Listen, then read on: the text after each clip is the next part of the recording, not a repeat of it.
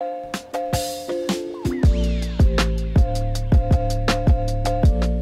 it going? Hope you guys are doing good. So the whole perfect setup combo, it's gonna be something that's thrown around a lot. There's gonna be a lot of questions regarding, hey, am I truly getting my money's worth choosing this display over that one? It gets complicated. And I think right now we're in that time period where we're gonna see a lot of new adopters for many new panel technologies like OLED, especially with the holidays coming up, Black Friday sales, a lot of good stuff going on right now. The PS5 is slowly hitting the shelves, finally, and we just fell into a new generation of computer hardware. And I think that despite the unfortunate reality that seems to be trending nowadays with AAA developers seemingly releasing unfinished game after unfinished game, we happen to be in a really good time for gaming tech in general. OLED by no means is a new display technology, but the adoption rate is absolutely higher than it was years ago. So where does that put us today? Now, I've already covered LG's OLED displays a couple times over the years, but the question we're covering today is it worth considering one of these for gaming, in particular with consoles and PCs, with my experience lately with the 4090. I was super excited to try out this combo. Honestly, I've been lucky enough to have been able to try out a lot of different bleeding edge tech over the years, displays of varying resolutions and refresh rates. The 4090 happens to be in the background and seemingly hasn't caught fire yet. NVIDIA also hasn't shipped out in the box fire extinguishers yet, but maybe soon. This combo was said to swing like Mike Tyson in the ring. We finally got the upgraded performance of next-gen graphics cards that happen to apparently not just burn your wallet now, but also the inside of your computer possibly. We'll talk about that later. Let's start with consoles. So why would you even look into something like this? My TV works, Alex, it looks great. Why should I look into this over other displays?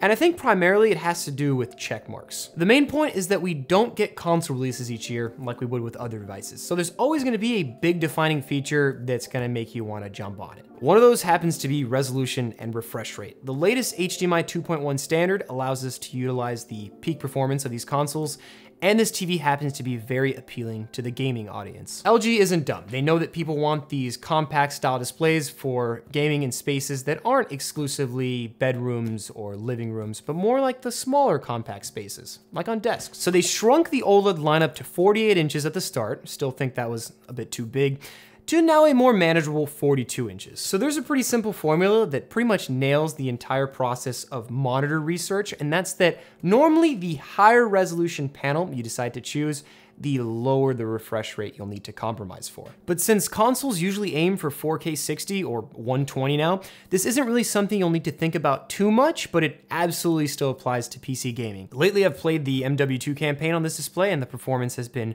really good. Now, not every game is properly optimized for 4K 120, but I'd say one of the real advantages, alongside the obvious really great visuals, is the responsiveness of this display. Now, what I mean by this is if I pick up a controller, I move right on the stick, pull the trigger, the time delay between hitting those buttons on the controller and seeing them play out on screen is the most minimal input latency I've ever experienced on a TV. And it's awesome, especially when you're matchmaking in multiplayer games. You're playing the game at the highest refresh rate it can run at for whatever console you're using. And you also have near instant response times. It's the type of stuff you want when you're playing against other people. Now, I'm not gonna say that this panel is completely perfect since OLED's pixel response times are so fast. Sometimes when you're playing at lower frame rates, it can feel a little jittery where motion clarity isn't gonna be the best. Now, I've seen some people on Reddit claim that they've experienced what they believe to be ghosting, which in reality, some games use temporal anti-aliasing that can create a motion blur effect when you're panning the image. I haven't had much experience with this issue with the games I've played. It appears to be more of a software problem with how TAA tries to take samples from previous frames to smooth out jagged edges in future frames. But some motion quirks can also be attributed to LG removing black frame insertion at variable refresh rate, 120 Hertz. If you have no idea what I'm talking about, that's completely fine. Let's talk about what this actually is. Black frame insertion will take a black frame and place it between two lit frames and basically makes objects in motion blur-free at the cost of dimming the picture a bit and sometimes flickering. So you can only use it at 60 Hertz without variable refresh rate, so to me it's practically useless for what I'm using the display for. Now, other than that, the TV as a whole, for console gaming, HDR, TV shows, movies, it's up to the task, and it pretty much knocks all of those out of the park for the most part. The glossy finish is awesome for image quality, but you will also get reflections on this panel. Actually, way more than panels that have anti-glare coatings, so it's just something to be aware of if you're gonna use it in a room with a ton of natural light or windows. Now, speaking of windows, PC gaming, on the other hand, is an entirely different beast completely. I'm someone who primarily does my gaming on PC. I play FPS shooters, story games, indie games, with all of my gaming for the most part done on a high refresh rate, ultra wide display. That's kind of how it's been for the last couple of years, and that's the way I've liked it up to now. That's my sweet spot for gaming. It's not as intense to drive that resolution compared to 4K, and you can often drive it up to refresh rates above 144 Hertz and so forth. Now, a couple quirks I found with this setup. Number one, the TV loves to crap on HDMI cables. It took me a couple tries before finding a go-to brand that would hold that 48 gig per second bandwidth, handshake with the 4090 and the display. And it was a little bit glitchy and a little weird with some other cables. Some flat out didn't work, but I'll have it linked in the description if you want to check out that cable. Not sponsored, it just happens to work. All right, so screen tearing. This TV happens to support GSync right out of the box, which is nice. It serves to give you a tear-free experience throughout the spectrum of frame variations, and it happens to work. Even with more intense gameplay with fluctuations and fast-paced shooters, running and gunning, I never had an issue with any of that, and I was actually able to keep the frame rate relatively high with the settings cranked, which I've never really been able to do before, so it allowed me to get the full juice out of this panel. Now, I'm not gonna say that this is the ultimate competitive display out there. This requires a very specific setup to function, where the user has to sit a certain distance away, have a desk wide enough to accommodate something like this, and ultimately the ballpark for competitive displays that go up to 200, 360 Hertz is gonna be for esports audiences, and this isn't gonna be your screen.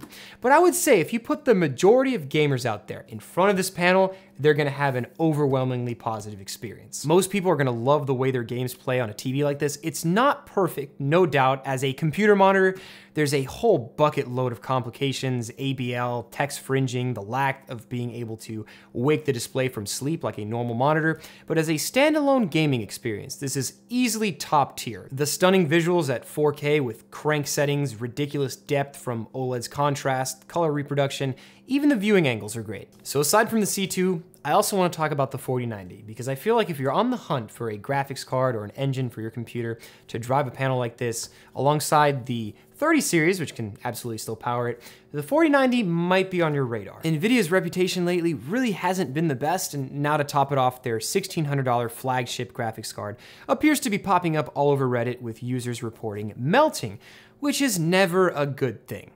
Really bad. You know, you're spending that much money on a graphics card, you probably shouldn't need to worry about buying third-party adapters or your graphics card completely melting. I don't seem to have any damage or issues so far with the stock NVIDIA adapter that shipped in the MSI box, but I'm still a sample size of one, so take my case with a grain of salt. Eventually we'll have a definitive answer to the sole problem. My only headache is that the card is so large, it basically didn't fit in my computer case without bending that power connector like a lot of people experienced. So I just took the side panel off and ran it straight out of the case, because I don't want to put any excess strain on the power connector. As of right now, if you happen to find one in stock and you want to pair it into your setup with a C2 or whatever monitor you plan on using, it's something to be aware of. There's a lot of variables with this issue right now. Some people have speculated that a certain variation of the adapter is causing the problem, even though native cables also seem to be burning. The connector pins on the card could be slightly out of spec. The possibility of soldered wires loosening that cause a bad connection, or even the actual design of the 12-pin being inherently flawed and not allowing users to reliably seat that cable into the socket far enough. It seems like there hasn't been any issues with the Founders Edition cards, but everything as of right now has been inconclusive on an issue that's fairly complex. And I'm just one dude that can report my experience that seems to be in spec despite some coil whine that makes it sound like an electric wasp sometimes. I've been able to play games, make videos on this setup, and I'm enjoying it. Now, I'd say that the 42-inch C2 right now at $1,000 is a thumbs up. I'd say you could definitely consider picking one up. But on the other hand, I'd probably take a pause before looking at a 4090 right now. And despite all of this, NVIDIA is seemingly dead silent on all of this right now. Crazy stuff. That's been it. Thanks for watching. I'll see you guys in the next one.